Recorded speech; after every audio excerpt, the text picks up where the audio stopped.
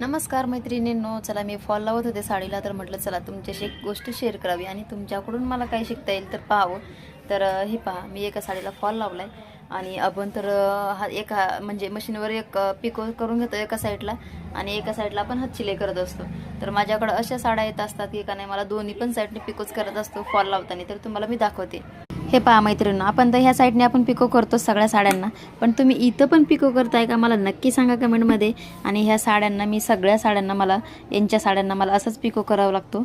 हे पहा, वरची साईड पण आपली अशी आहे. हे तर आपण ह्या साईडला करतोच पिको, पण ही साईड पण अशी आहे. मी असा फॉल लावत असते. तुम्ही लावलाय का असा कधी फॉल? मला नक्की सांगा कमेंटमध्ये. आणि ही साडी किन्नरची आहे. किन्नर म्हणजे जे पैसे मागायला येतात ना तुमच्याकडे ते, तर माझ्याकडे खूप त्यांचे कस्टमर असतात. आणि असं नाही की का नाही मला त्यांची साडी, कारण काय ना ते पायामध्ये खूप मोठं मोठं घालतात, त्याच्यामुळे ते हातशिलाई गेलेली असते, तो धागा त्याच्यात अटकतो आणि त्यांची साडी फाटते. तर त्यांचं असं म्हणणं असतं की ह्या साडीला असाच फॉल लावायचा. तर मी त्यांना असंच फॉल लावून देते आणि का नाही या सगळ्या साड्यांना मी त्यांच्या फॉल लावत असते असाच. तर ते आले ना तर मी नक्कीच तुमची आणि त्यांची भेट करून देईन. तसं तर माझ्या इंस्टाग्रामवर त्यांचे व्हिडिओ भरपूर आहेत, मी त्यांच्यासोबत बरेच व्हिडिओ काढलेले आहेत. तर तुम्ही सांगा मला. आणि असं फॉल लावायचं तुम्ही पैसे पण किती घेताय मला हे पण नक्की सांगा. आणि थोडासा डिफरन्स आहे आपल्या फॉलमध्ये.